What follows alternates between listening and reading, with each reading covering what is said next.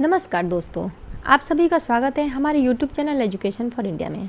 आज हम आप लोगों के सामने एक बार फिर से क्लास 9 की पुस्तक जो क्षितिज भाग 1 इसका लेसन नंबर 4 जिसका नाम है सांवले सपनों की याद के सारांश के बारे में बताने जा रहे हैं। इसको लिखा है जाबिर हुसैन जी ने। तो चलिए शुरू करते हैं सांवले सपनों की याद का सारांश।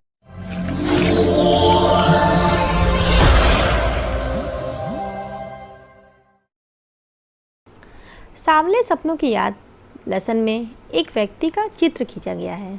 लेखक कहते हैं कि सुनहरे रंग के पक्षियों के पंखों पर एक सांवले सपनों का हुजूम सवार रहता है और वो जो पक्षी है वो मौत की खामोश वादी की तरफ क्या करता है, चलता चला जाता है। और उस झुंड में सबसे आगे सालिम अली चल रहे हैं। वे सैलानियों की तरह एक अंतहीन यात्रा की चल रहे हैं, मतलब एक ऐसा यात्रा जिसका अंत नहीं है, चलते चले जा रहे हैं सालिम अली जी, जैसे एक सैलानी चलते चले जाते हैं। और इस बार का जो सफ़र है उनका कैसा सफ़र है, अंतिम सफ़र है, क्योंकि इस यात्रा का क्या है, कोई अंत ही नहीं है, अंतहीन यात्रा है। इस बार उन्हें कोई भी वापस बुला नहीं सकता। क्यों? क्योंकि वे अब एक पक्षी की तरह मौत की गोद में जा बसे हैं। तो इसमें सांवले सपनों की याद में बताया गया है। तो चलिए शुरू करते हैं। सालिम अली इस बात से बहुत दुखी तथा नाराज़ थे कि लोग पक्षियों को आदमी की तरह देखते थे। क्या करते थे? पक्षियों को आदमी की तरह देखते थे। और लोग पहाड़ों, झरनों तथा जंगलों को भी किसकी नज़र से देखते थे? आदमी की ही नज़र से देखते थे। यह गलत है। क्यों गलत है? क्योंकि कोई भी आदमी पक्षियों की मधुर आवाज़ सुनकर रोमांचित नहीं हो सकता है। क्यों वो नाराज़ रहते थे सालिम अली जी? क्योंकि वो कोई भी पक्षियों की मधुर आवाज़ सुनकर रोमांचित नहीं हो सकता है। लेखक कहते थे कि वृंदावन में भगवान कृष्ण ने मालूम नहीं कब रासलीला की थी, कब ग्वाल बालों के साथ खेल खेले थे, कब मक्खन खाया था, कब बांसुरी बजाई थी, कब वन विहार किया था। किंतु आज जब हम इस यमुना के काले पानी को देखते हैं तो ऐसा लगता है कि अभी अभी भगवान श्री कृष्ण बांसुरी बजाते हुए आ जाएंगे और सारे वातावरण में संगीत का जादू छा जाएगा। वृंदावन से कृष्ण की बांसुरी का जादू कभी खत्म ही नहीं होता। सालिम अली ने बहुत भ्रमण किया था तथा उनकी उम्र 100 वर्ष की हो रही थी, अतः उनका शरीर बहुत ही कमज़ोर हो चुका था। मुख्यतः वे यात्रा करते करते बहुत ही थक चुके थे, परंतु इस उम्र में भी उनके अंदर पक्षियों को खोजने का जुनून सवार था।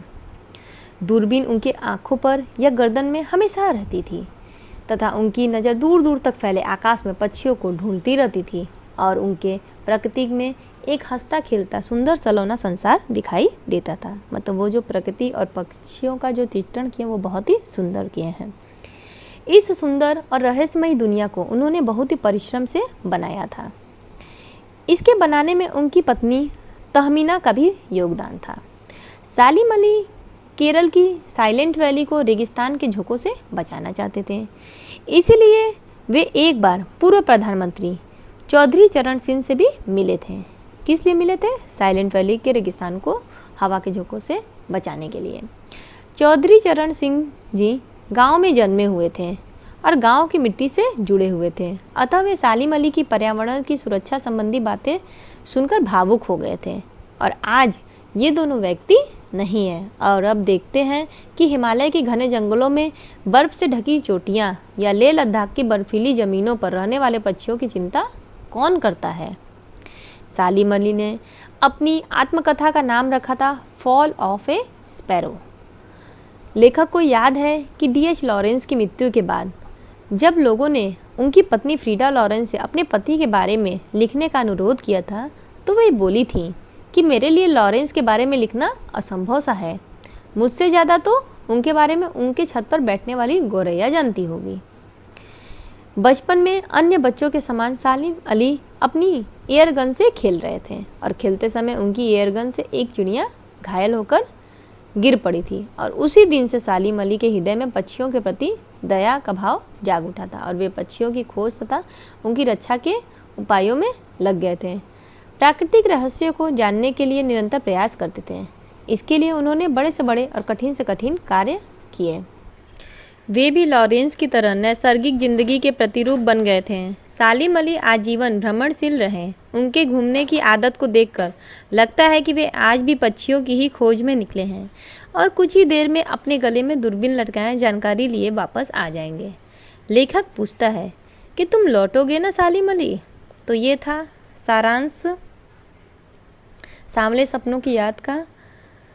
तो यदि आपको हमारा यह सारांश अच्छा लगे तो हमारे वीडियो को लाइक करें, चैनल को सब्सक्राइब करें, साथ ही साथ बेल आइकन पे भी क्लिक करें ताकि आपको हमारे इसी तरह के वीडियो का नोटिफिकेशन मिल सकें। यदि आपको हमारा यह वीडियो टेक्स्ट के रूप में भी चाहिए लेसन का, तो आप हमारे वेबसाइट विजिट करके इसे PDF तथा टेक्स्ट के रूप में भी प्राप्त कर सकते हैं। हमारा जो वेबसाइट है वह है www.educationforindia.com। इस वेबसाइट का लिंक हम आप लोगों को नीचे डिस्क्रिप्शन बॉक्स में दे दिए हैं, उसमें जाके आप देख सकते हैं। हमारा वीडियो देखने के लिए बहुत बहुत धन्यवाद।